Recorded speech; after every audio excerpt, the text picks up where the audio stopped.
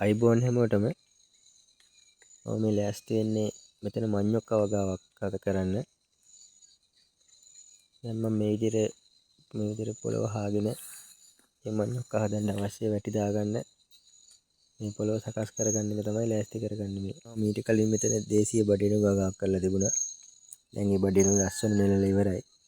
දැන් මම මේ බඩිනු ගසොත් එක්ක පොළවට පස් වෙන්න මේ විදිහට හා ගන්නවා. ඊට පස්සේ මේ විදිහට අඩි 3ක් විතර වැටි අතර පරතරය තියලා මේ විදිහට අඩි 1.5ක් විතර උසට වැටි දා ගන්නවා.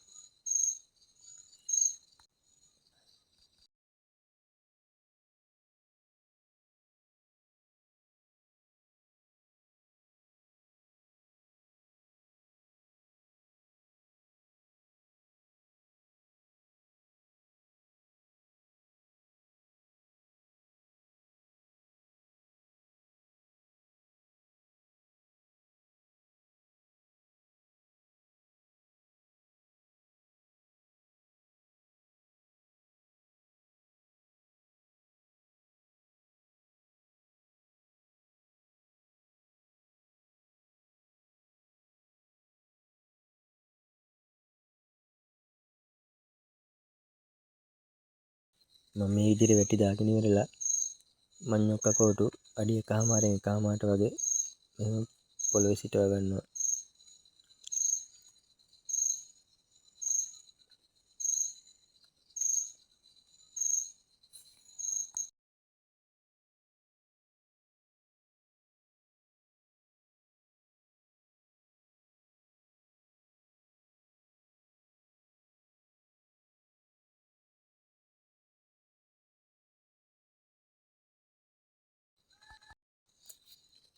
දැන් මම මඤ්ඤොක්ක කෝටු ඔක්කොම හදාගෙන ඉවරයි.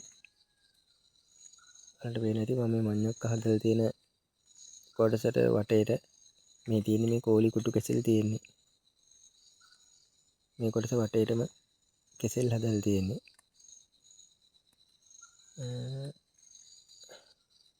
මේ කෙසෙල් වලට එහා පැත්තෙන් වලට පේන ඇති පොඩු පඳුරු වගේක් කප්පාදු කරපු ඒ වල් සූරියකාන්ත.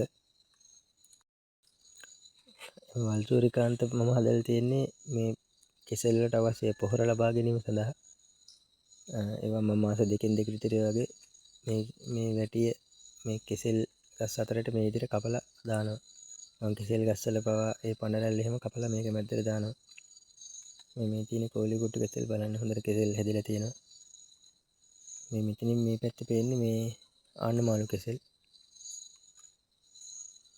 මේ පැත්තේ හැදලා තියෙන්නේ ඒ වල් සූරියකාන්තම තමයි. මම මේවා කපලා මේ විදිහට ගස් මැදට දාගෙන මේවා ඉතින් කාලයක් යනකොට දි รา පත් වෙලා ඒ කෙසෙල් වලට අවශ්‍ය පොහොර පවා මෙතන නිෂ්පාදනය වෙනවා. අවශ්‍ය නැහැ මට කාබනික පොහොරක් විදිහට මගේ වෙනත් අගාලන්ට දාගන්නත් මට ඒව ලබා ගන්න පුළුවන් දි รา පත් වුණාම.